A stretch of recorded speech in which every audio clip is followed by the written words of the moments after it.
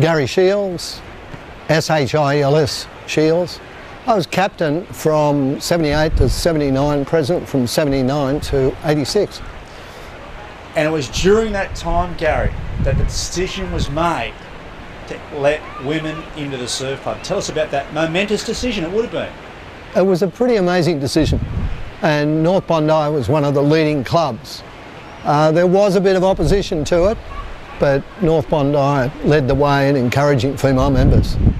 Let's just backtrack to the surf culture that you grew up here. Before women, what it was like then, and then perhaps that transitional moment. Well, when I joined the surf club in 1964, it was a different club altogether. There were the likes of Andy Armstrong, Jim Armstrong, George Daldry.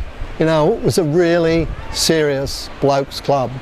And, you know, they were world champions. Jim Armstrong had represented the Olympic Games. So it was a really strong male culture. I suppose the first person I met was Lance Frost. And he gave me a big insight into the surf club at that stage, where I said to him, he was gear steward. I said to him, why do you stay involved in the surf club? He said, mate, mix with young people, you stay young. And so that was the surf club that you entered. Yes. And then you became president, and then times change, and you had to put all of that history beside, the culture that you'd grown up with, and make that decision on behalf of North Bondi Surf Club. Tell us what went through your mind and some of the things that you had to weigh up. Well, we'd just been through a major rebuilding project here. The club was probably the least number of members we'd ever had. We were down 122 active members, and the club was dwindling. Females were the obvious members of this club because they'd had a lot of background in supporting all of us as members of the executive and members of the club generally. So as far as I was concerned, it was a no-brainer. And I suppose it was a bit of Darwinian thoughts that you get females to a club, you get males to a club, and vice versa. And that certainly proved to be the case. What were some of the logistical things that you had that were challenges to introduce women into the club? Well, that's an interesting question, Pete, and that's where we got a lot of opposition from some of the more senior members at the time, where they thought we'd have to provide new toilets, new facilities, change rooms, and all of that's true. But it was just a detail rather than an obstacle as such. And of course you became president, life member, always been heavily involved in the administration of the surf club.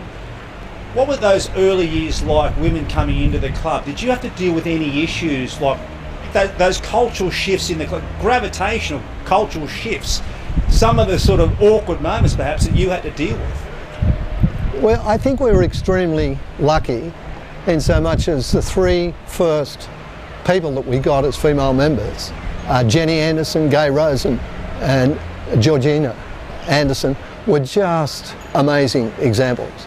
And they sort of really set the standard for female members. They set the standard for male members. They were just excellent. Jenny went on to be a life member, of course, and one of our best chief instructors. So we were very lucky.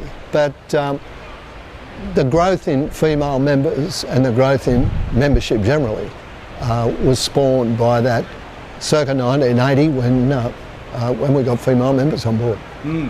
And of course they've now had prominent positions in the boards in surf lifesaving and indeed competition.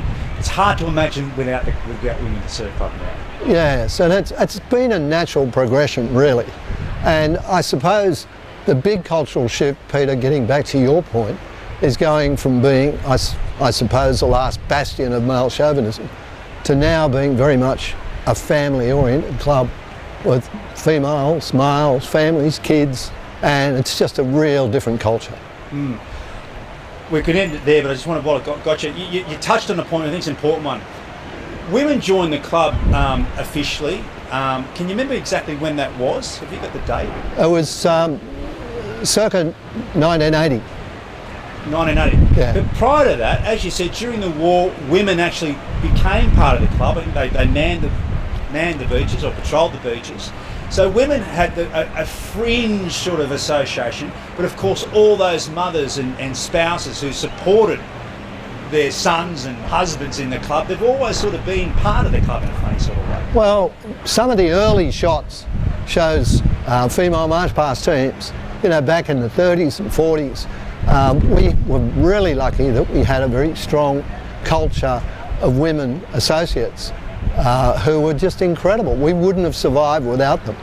So whilst they formally became active members in the early 80s, prior to that, they were really the backbone of our social organisation, our social entertainment and social functions. The likes of Sue Hamilton, Judy Poulos, my wife Vicky, Kay Smiles, they were just doing an incredible amount of stuff behind the scenes and never really got any recognition for it. So they need to be recognised as well. In terms of your incredible contributions to this place, how does making that decision to bring women into the club stand in sort of things that you've been part of? Well, interesting. A lot of things I've been part of. I suppose that's one of the three momentous memories that I have. The other one was doing mouth-to-mouth on Bondi's club captain when he dropped dead at our feet after a surf race. You and I going to New York in 1988 when we took our team to dance at Madison Square Gardens. With women? With women and a hotly contested team of 12, which went incredibly well. But right up there, as part of that three momentous memories that I have, is female membership. And as I say, the growth in female members and the growth in membership generally, led by Jenny Anderson and Gay Rose and Georgiana Anderson, has been first class. And we've had so many come through the ranks since then, and we're a very proud club to be a strong leader of at North Pond. I have female members. I think we're good. Yes, yeah. I'm just going to get a couple of shots of you, sir. And then Yes, would you cover? Yeah, it was really good, mate. Hey, grab the mic from me, please. We'll do it tomorrow. Just make sure you're cool. Is there anything else that we missed? I I think we covered a lot. think so, yeah. Yeah. Yep. All right. Do you want to take the Yeah, mic just, off? might take the mic off. Sorry, now. mate. It's only two shots. Yeah, look, face Some overlay, yeah. That's okay. Need to use it. Just get it out of the pocket, mate. So you just direct Gary, mate? Yeah, I reckon just looking out. Outwards, Just looking Gary. out, mate. Look- Just